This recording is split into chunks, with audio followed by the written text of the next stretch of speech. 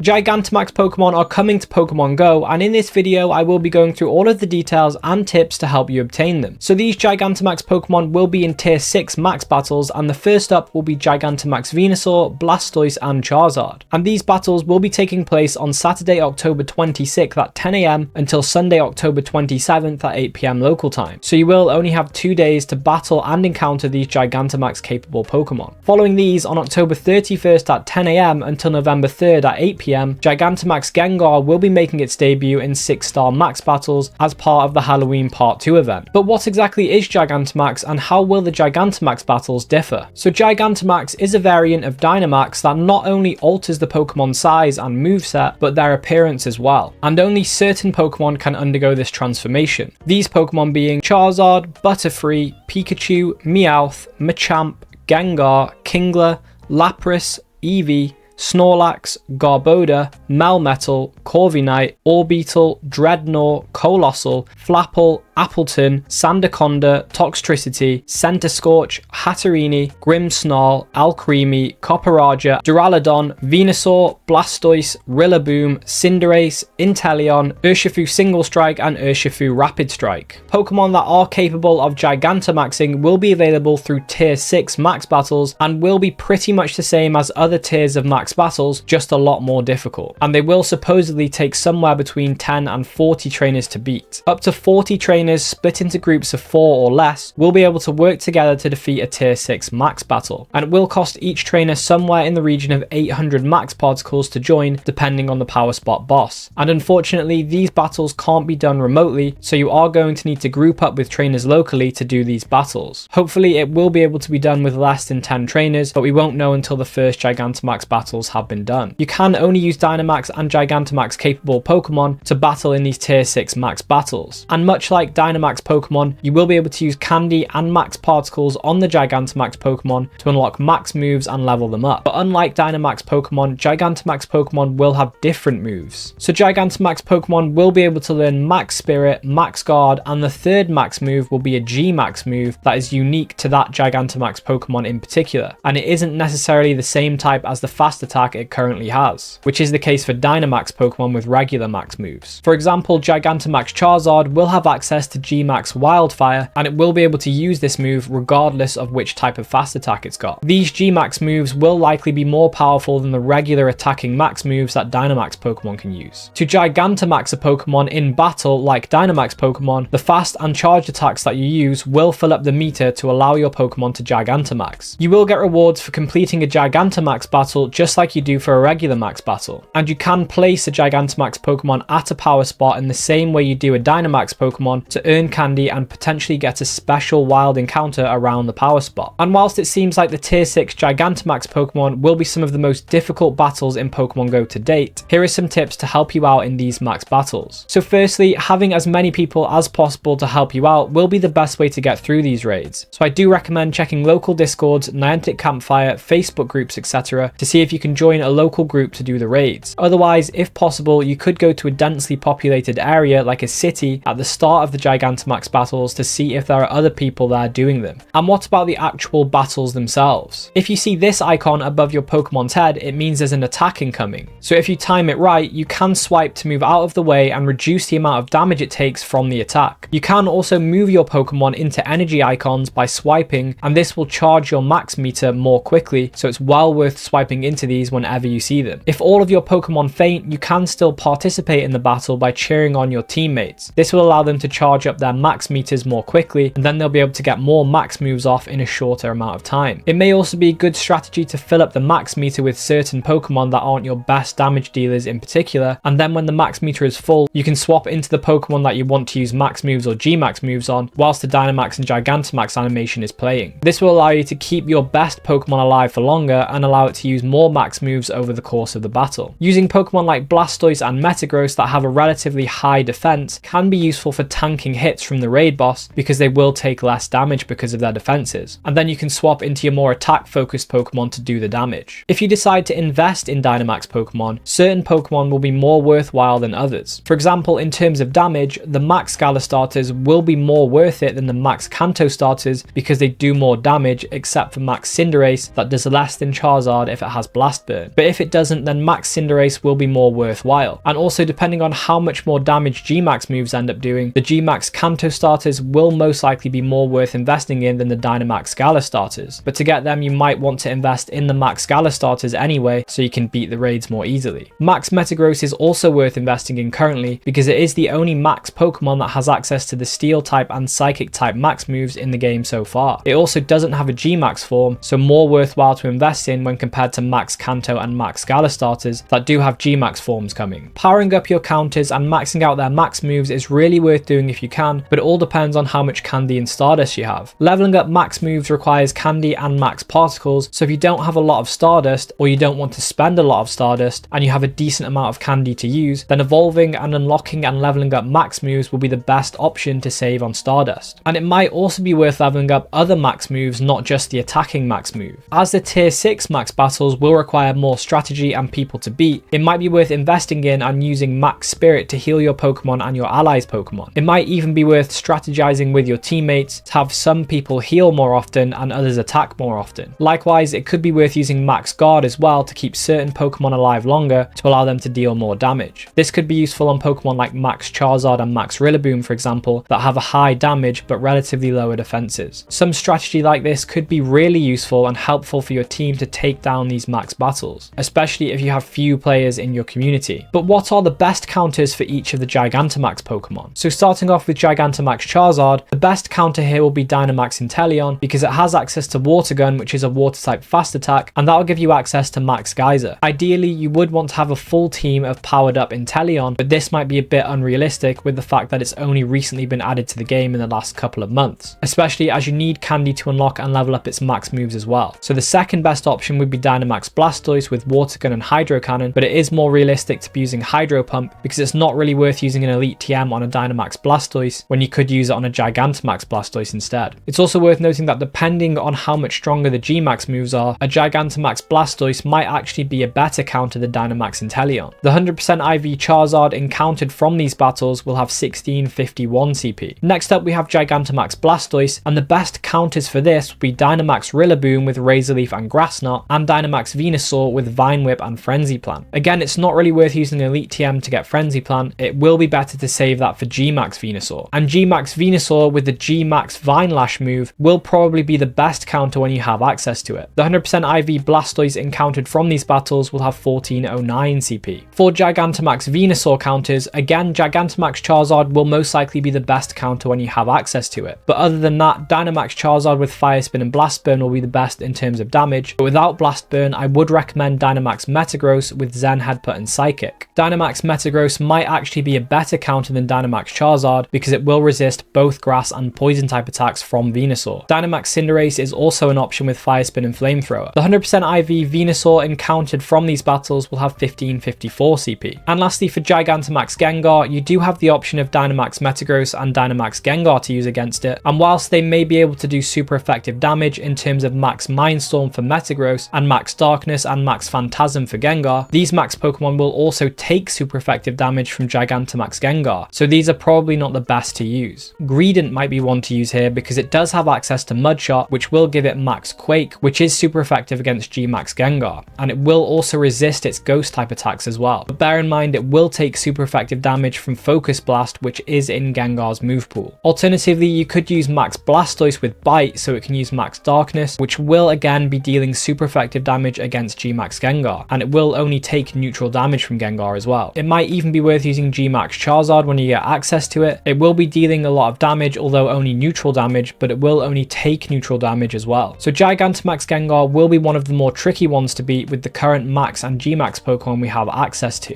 The 100% IV Gengar encountered from these battles will have 1644 CP. And you can use Gigantamax and Dynamax Pokemon outside of Max battles, but they won't be able to Dynamax or Gigantamax. And each of these Gigantamax Pokemon have some meta relevance. Mega Charizard Y is the best fire type raid attacker overall, so worth going after after Charizard, especially if you don't have access to Mega Blaziken, which is a close second. For Blastoise, Mega Blastoise is the 4th best water type attacker, and it's ranked 64 in the Ultra League with 0, 12, 15 IVs. Next for Venusaur, Mega Venusaur is the 2nd best grass type attacker and the 5th best poison type attacker. Venusaur itself is also ranked 95 in the Great League with 0, 14, 11 IVs, and it's ranked 84 in the Ultra League with 1, 15, 14 IVs. And lastly for Gengar, Mega Gengar is the 2nd best ghost type and the best poison type in the game. Gengar is also ranked 92 in the Ultra League with 0, 15, 14 IVs, and it's ranked 42 as a shadow. And with that said, if you did enjoy this video, then I recommend checking out these videos on the screen now, and I'll catch you in the next one.